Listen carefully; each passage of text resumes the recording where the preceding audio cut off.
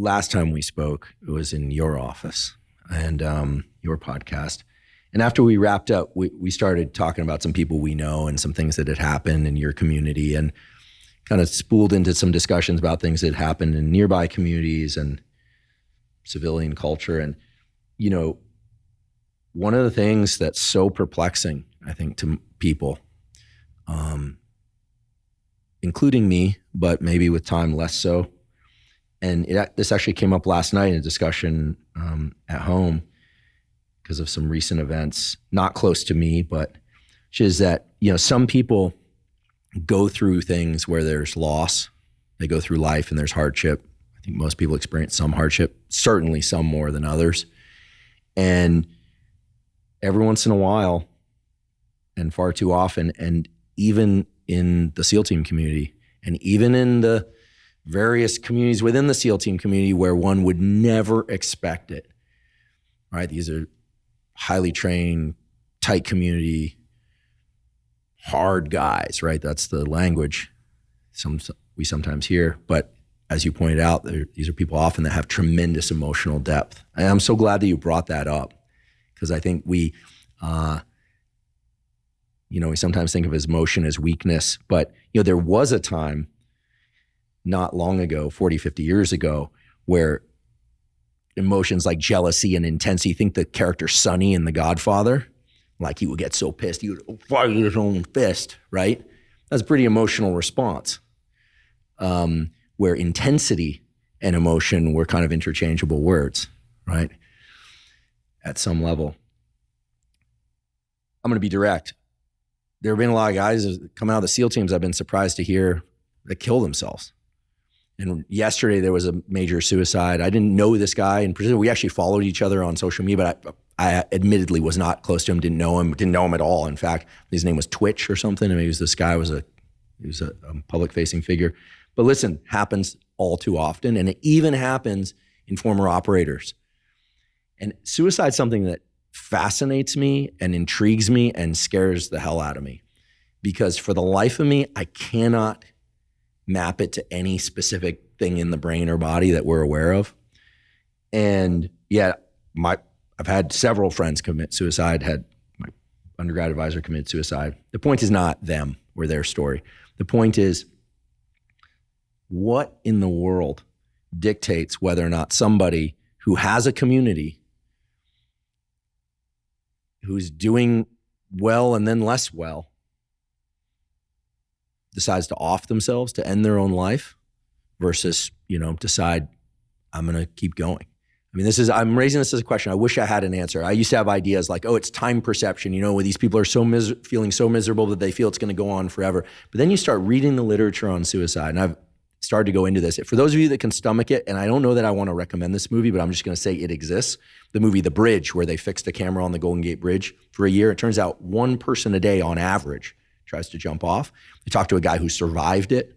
By the way, he jumped off. The moment he went off there, he thought, I wish I hadn't done that. He survived. This kid with bipolar disorder, especially in males, 20 to 30 times higher incidence of suicide. Massive, you know, increase.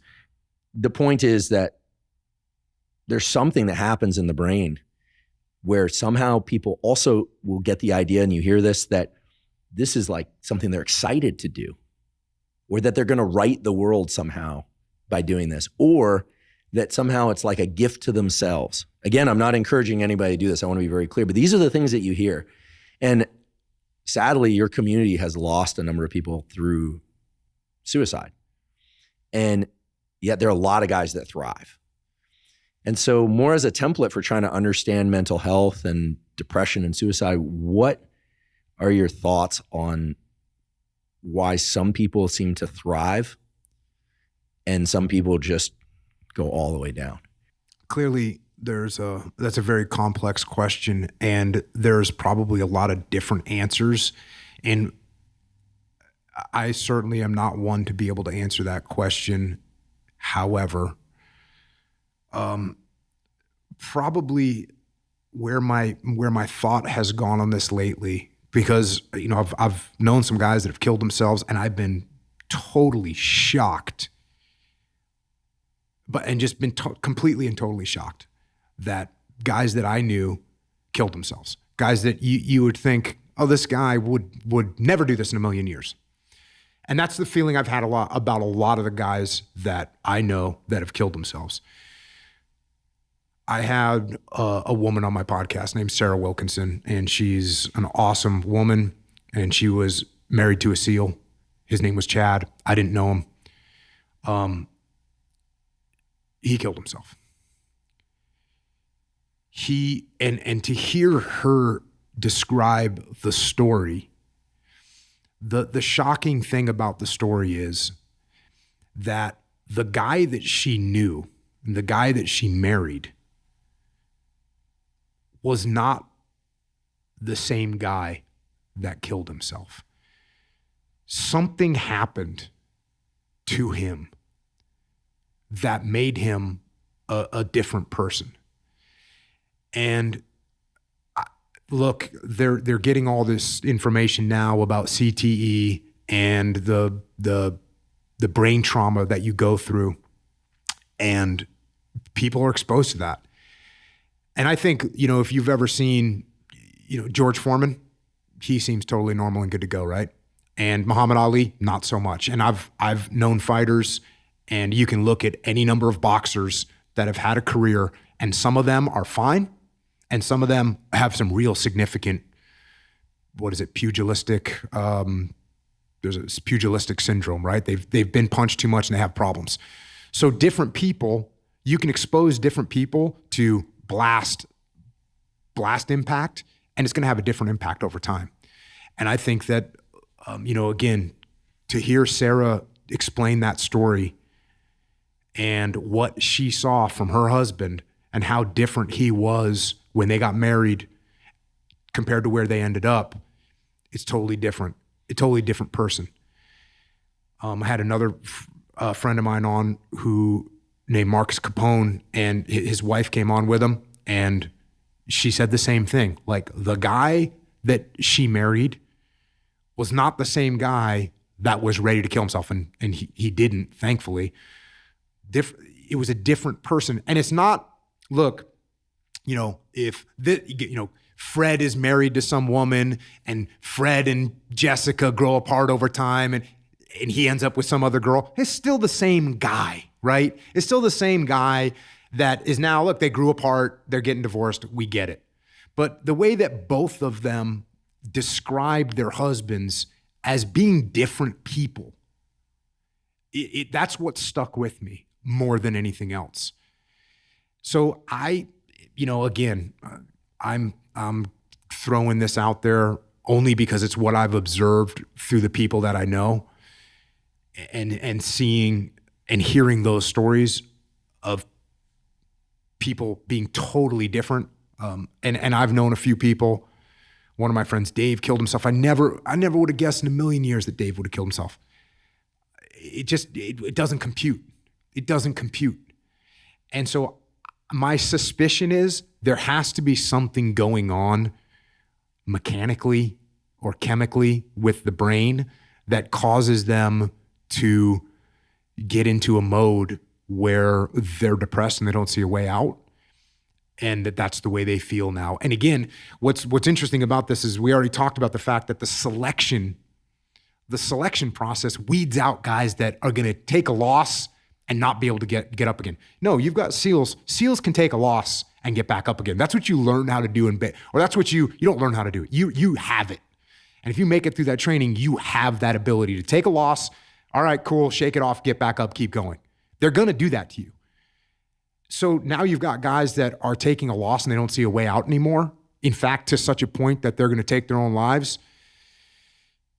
It's my suspicion is at some point they're going to figure out that this exposure to the adrenaline, the explosions all the time. I mean, you go out to a range just in peacetime. You go out to a range and you shoot a Carl Gustav, and you're a range safety officer, so you go out there with every guy that's shooting a Carl Gustav. It's a big, giant, like bazooka-looking weapon, and every time you shoot it, it kind of rattles your cage a little bit. Well, if you're a range safety officer and you're out there and you're going to watch everyone in the platoon shoot 3 of those, it's going to have an impact. Then you go overseas and you're a breacher or you're part of a breach team. I mean, I had a time where one of my guys, we're doing an assault on a compound. I'm on the ladder. Like most buildings in Iraq have a wall around them. So the way we would conduct these raids, put the ladder up, the breach team would climb over the ladder, and I would go right behind the breach team and I would stand on the ladder. So I'm looking at the building, observing, making sure there's no one waking up, make sure there's no threats. And then as I'm watching this guy in particular, he puts the breach on the door, explosive breach. So he's going to blow the door up. He's got his little team with him. He puts the breach on the door. He starts to back away, and there's like an obstacle. There was like a freaking table or a lawn chair or something, and he couldn't get around it. And I'm sitting there, it's dark. I mean, it's the middle of the night, it's 2:00 in the morning. And I'm like, I wonder what he's going to do. And I see him kind of stuck for a second, and then I just see him lay down. And I'm like, oh, he's just going to take this thing. And sure enough, 3 or 4 feet away from this breach point, he lays down and just clacks off this explosive charge.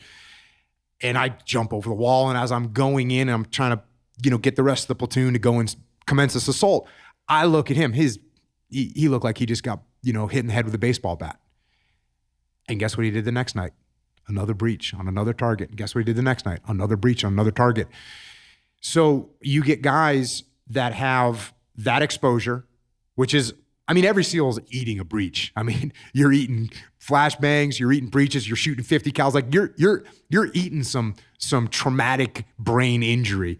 But then you must have some people that have some sort of genetic propensity to have this negative thing happen. And I can only guess, man, that this has something to do with it, because otherwise, we wouldn't be hearing so many of these stories.